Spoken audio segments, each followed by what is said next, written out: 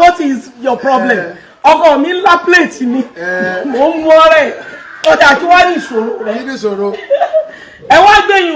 gbé sí orí igi ní nítorí pé ẹ lè láti bọ̀ tán.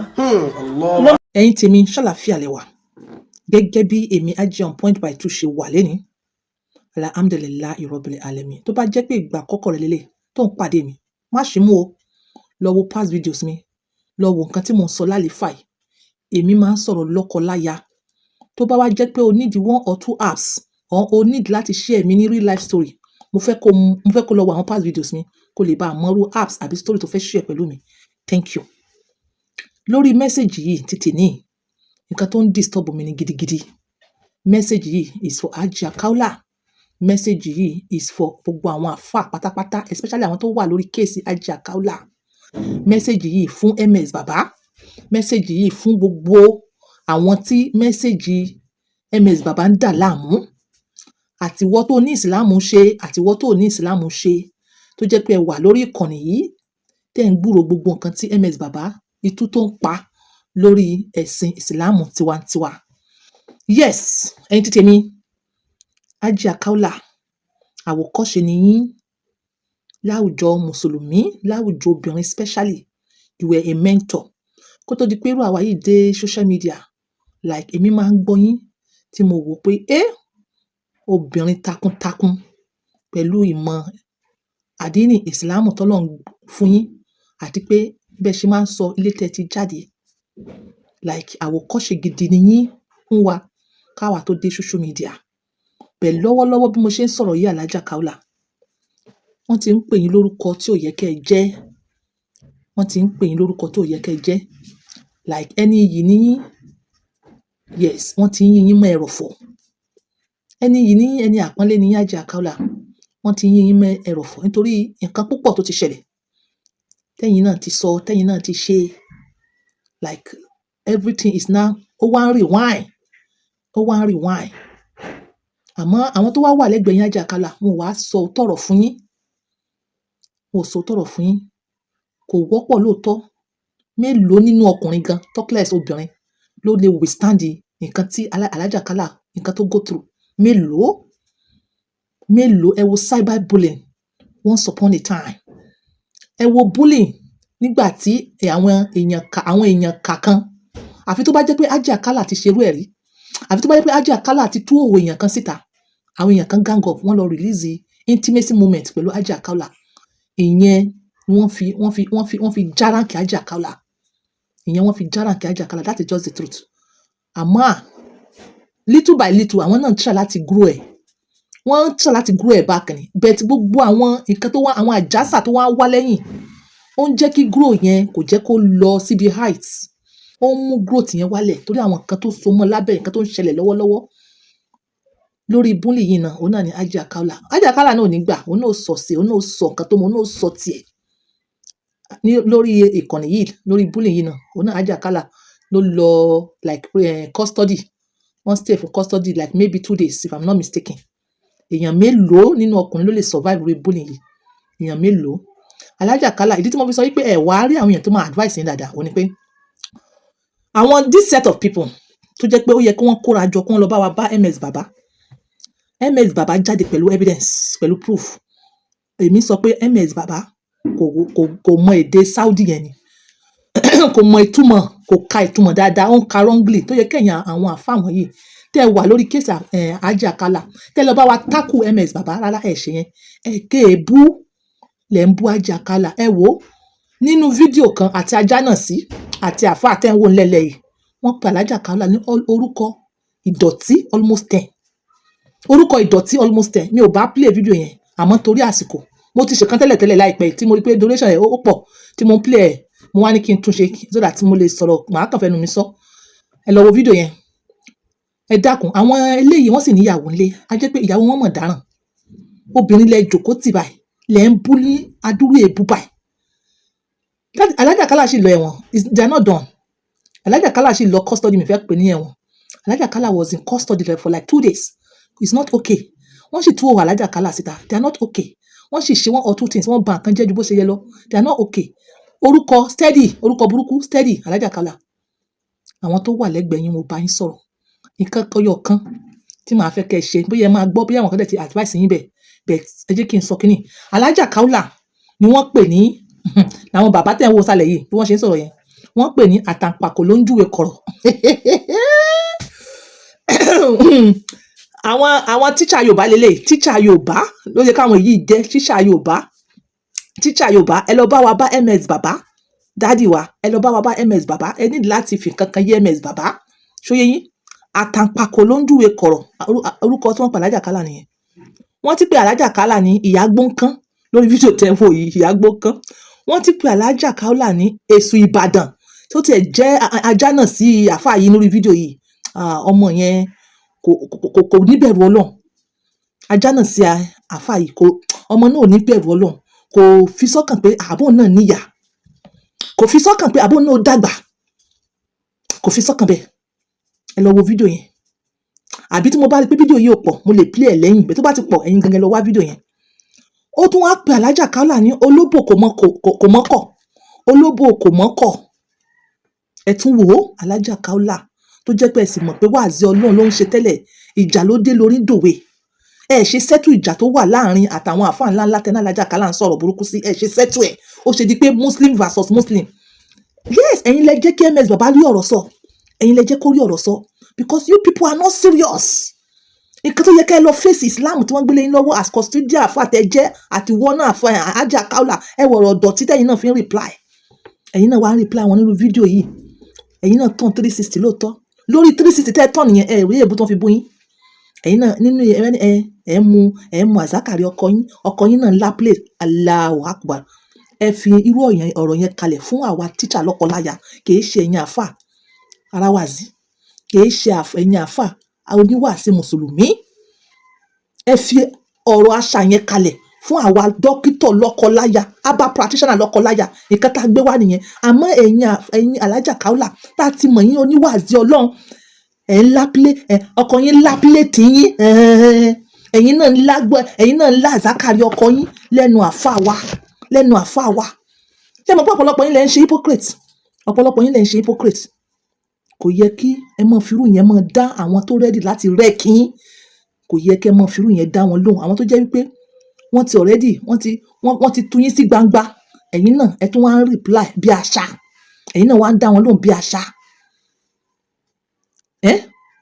ọmọ ajá náà síun mo sure he has a wife at home wo nǹkan tó ń pè yóò ń yà wo orúkọ tó ń pè yóò ń yà wo orúkọ tó ń pè ìyàwó ń yàwó bákan náà wàá sì bí ọmọ obìnrin ó ní olóbò kò mọ́kọ̀ ó sì níbẹ̀rù Ọlọ́run ọmọdé àfáà rẹ tó wá ní òun ti sọ́njọ́ wo òun pe Alhaja Kaola ní Mrs. Lami Sasa ẹ̀yin ṣe àwọn ọba yín analyze ẹ̀ bóyá ìjọ mi ẹ̀ lè gbọ́n kẹ́ mọ́ wá ṣe irú ìwà dọ̀tí MS Baba ń wá yín lórí ètò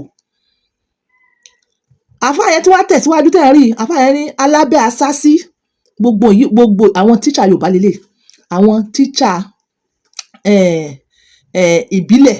ló yẹ káwọn eléyìí jẹ́ àwọn tíṣà ìbílẹ̀ ló yẹ kí wọ́n jẹ́ ẹ lọ bá mi bá MS Baba alábẹ́ asásí ẹ dákun kí ni ìtumọ̀ yìí alábẹ́ asásí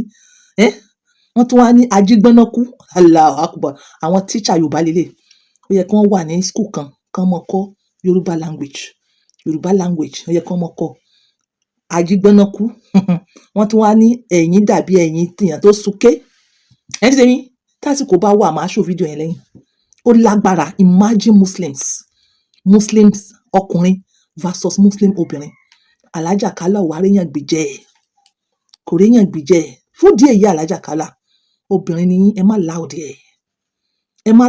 ẹ̀ tí ẹ bá dákẹ́ kìí ṣe pé ẹ gọ̀ Alhaja Kaola tó bá dákẹ́ no be say you gọ̀ nítorí pé kí ni o fẹ́ rẹra ẹ padà ni ẹ fẹ́ rara yín padà ni like seriously ẹ gbàgbé gbogbo bó ṣe ń lọ lórí social media ẹ jẹ́ kí Ọlọ́run ra yín padà wọ́n ń sọ̀rọ̀ báyìí wọ́n ń bu yín báyìí ẹ fẹ́ dá wọn lóhùn ẹ nídìí ẹ̀ Alhaja Kaola mélòó obìnrin ló ní oore ọ̀fẹ́ tó wá ń jáde ṣe wáàzí ẹ̀yin ò mọ̀ pé wọ́n fẹ́ pa yín lẹ́nu mọ́ ni wọ́n gbẹ́ kòtò ẹ dẹ̀ ré sínú kòtò yẹn àmọ́ nínú kòtò yẹn ẹ wá ń tẹ̀ láti jáde Ọlọ́run dẹ̀ ti ń ṣàánú yín ẹ ti ń jáde Ọlọ́run ti ń ṣàánú mi ò sọ pé ẹ lówó mi ò sọ pé ẹ lọ́lá mi ò sọ pé ẹ rí ṣe àmọ́ nípa àwòkọ́ṣe yìí lórí ẹ̀sìn wa yìí wáàzí ìsìláàmù wa yìí wọ́n ti jẹ́ kẹ́ ẹ já sínú kòtò ẹ wá ń struggle ẹ fẹ́ bòde ẹ ń struggle ẹ fẹ́ bòde ẹ ní láti ṣe sùúrù láti rí òkè yẹn gùn padà ẹ ṣe sùúrù.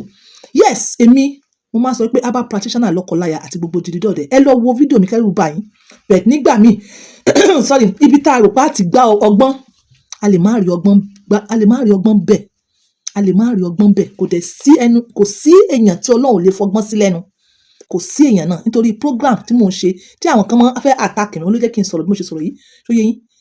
Yes, èmi kọ́ lọ́kọláya orí mi sì pé dáadáa ó pé seriously ìdùnnú lọ́kọláya ni mò ń fẹ́ ní program mo fi ṣe program tí mò ń ṣe yẹn. Ajakala ẹ ṣe sùúrù òkè yẹn tí ń rúgùn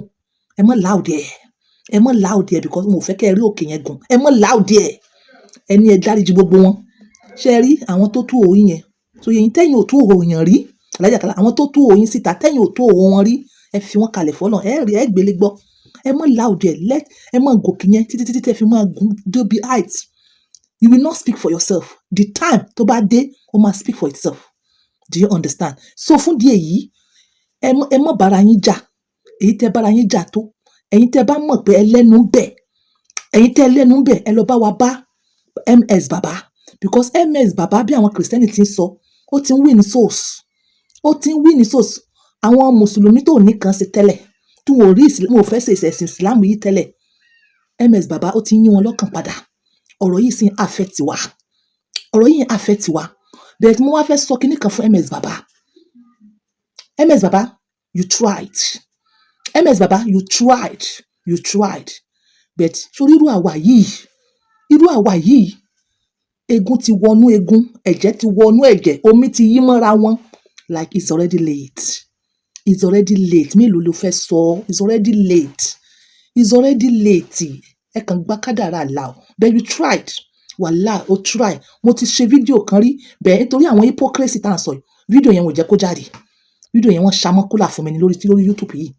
ó ní pé MS Baba thank you ó jẹ́ ká realize one or two things nǹkan tí mo jẹ́ kí n realize ni pé ọ̀pọ̀lọpọ̀ gbà màá mọ̀ ṣàdúrà lédè mi ọ̀pọ̀lọpọ̀ gbà màá sì mọ̀ sàmí sí àdúrà tí mo mọ̀ mi ò ní mọ̀ ṣe àmì blindly so mo wá fẹ́ tún sọ fún MS Baba àti Kristẹni àti Mùsùlùmí àti ẹ̀sìn traditional religion kò sí èyí tó ní manipulation one way or to the other ẹ lọ jókòó ẹ lọ realize ẹ̀ dáadáa kò sí so mo fẹ́ kẹ́yìn tèmi mo fẹ́ kẹ́ mọ̀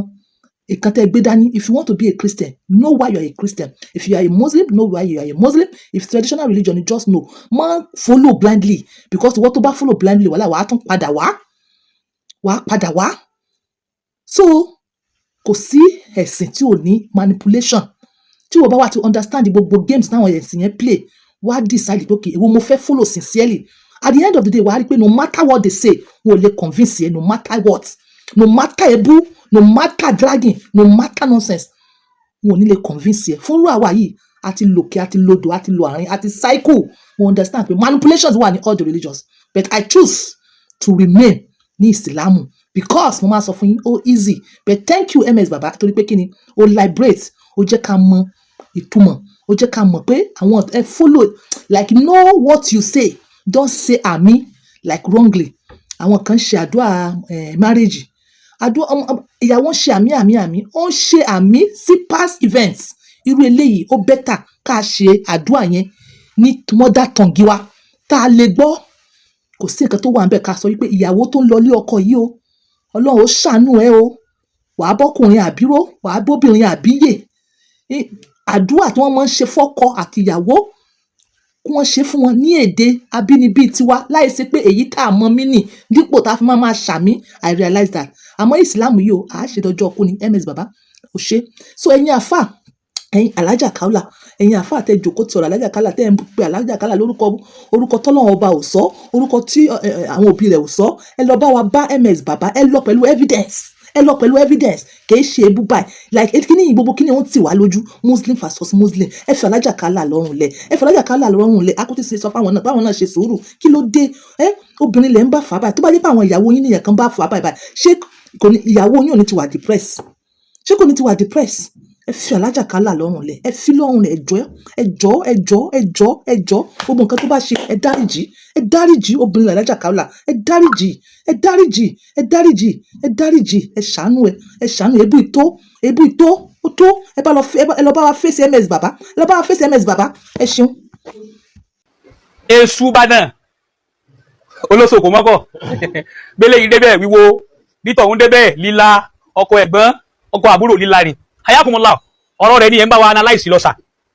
ibi tẹ́ bá bá déjò ní àwọn tí wọ́n jẹ́ olólùfẹ́ wọn ni àtàyè ṣe ẹ̀mọ̀ ṣeun tó rẹ̀ sọ̀rọ̀ kánjọ́ ni pé bá a bá fi òkú ya wèrè tá a bá dáadáa wèrè yóò sùn jẹ àmọ́ tẹ́ bá sí pàkọ́ tẹ́ sí wèrè ń gbàrò tó yanjú àwọn wèrè gbọ́mọ̀ pé nǹkan kan ṣẹlẹ̀ o wọ́n lẹ̀ ṣeun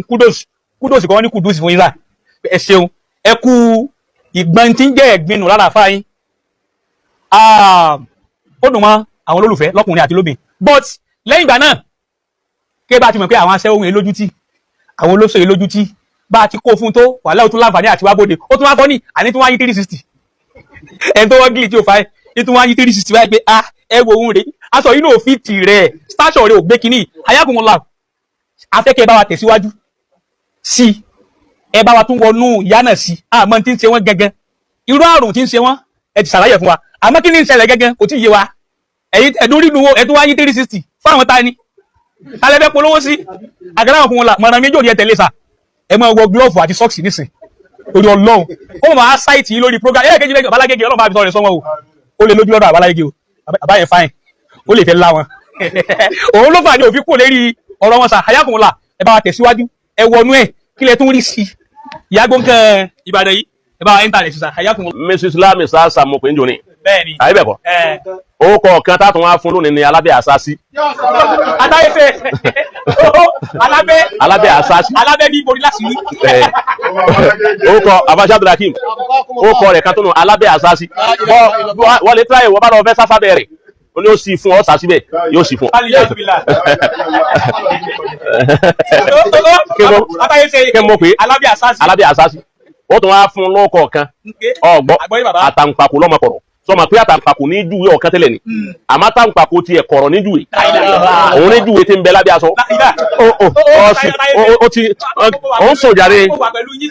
àtàǹpàkò ní júwe ò júwe ọ̀kan kan ẹnjọ́ tá a lè kó ma ọmọ nìkan káàrí àrọ́kọ̀ àrí bàbá ọmọ àti ọmọ ipe ọkọ̀ ṣe wá sí láyé àṣewáàsí fún invisible àbíkílẹ̀ mọ́tò àṣewáàsí fún invisible àárí ọmọ àti ọkọ̀ ẹni Ọlọ́run bímọ yìí àlàáfíà ti ń bẹ lára rẹ̀ níjọ́ kẹjọ ọmọ kò sí tútù ara lọ́mọ ń bẹ ìwọ́n sọ fún òwe pé sáàsì òde wa àmà rọ́mọ àṣì rí bàbá ọmọ sáàsì òde wa wọ́n sì gbókọ ọmọ jáde àwa sì ṣe wá sí njọ́ náà níjọ́ tí wọ́n bá aláyé jẹ́ ọ̀gbọ́ táwa ni ọ̀dà kéèyàn ó ṣe irú adúrú nǹkan báyìí fún ẹni tó jẹ́ mùsùlùmí tá a sọ̀rọ̀ ẹ̀ ló fi wá pè wá níwáṣù a sì sọ̀rọ̀ alhamdulillah àárọ̀ ma lóòótọ́ àti bàbá ọmọ àwọn náà wá di yòókì mọ́ títí di sínú ọmọ ìdàgbà ìwọ yìí kan náà lọ wí pé bàbá Akéwùgbà Gold ọlọ́mọba sàlékún dáadáa fún bàbá náà wọn ń kúnlẹ̀ fún ọ kó wọn kọ fẹ́ òun kó o ṣe gbá wọn á wò ń jọ́ náà wípé kí ni òun ti ẹ̀kọ́ jọ mí lójú pé bàbá Akéwùgbà Gold bò ọlọ́mọdé bàbá Akéwùgbà Gold ọmọ àràpàdà sí ibù kí ni bàbá òun wá lára èyí tó dàbí ajígbẹ́nákú ẹ̀yin náà rí nígbà tó yí 360 ó rí ni ẹ̀yin wá dàbí àwọn ké ó ti báwọn kò sí nǹkan kan má jẹ́ ìròyìn ẹ̀kọ́ máa wípé kí n mọ òde bẹ́ẹ̀ ọgbọ́ gbogbo ẹ̀yin fúláàtì lọ ìsàlẹ̀ ni kò sí nǹkan kan kò sí nǹkan kan bẹ́ẹ̀ tẹ́lẹ̀gbà tó wá yí òun mo ní yé àwọn tó bí eléyìí máa sí nǹkan bí o àwọn ò bí ẹwà kankan rárá láì ṣe bọ́ra wọn bí ẹwà kankan rárá òun náà tó wá ní ẹwọ́ ọmọ mo ní bẹ́ẹ̀ ni ọmọ ní kọ́dà bàbá Akéwùgbà Gold bàbá Akéwùgbà Gold yẹn mo ní bìlífù pẹ̀lú Ọlọ́run lára bàbá náà wípé tí wọ́n bá kó 20 million lé bàbá àwọn ò ní kówó tọrọ láyọ̀ kan. owó pọ̀ tán bá kúlẹ̀ tán bá gbé sẹ́gbẹ̀ẹ́ wà láwọn òjì. Akéwùgbà Gold báyìí tán bá gbé kúlẹ̀ báyìí tán bá gbé kiri sẹ́gbẹ̀ẹ́ rẹ̀ yóò sì tají. wọ́n jí ewé lẹ́yìn.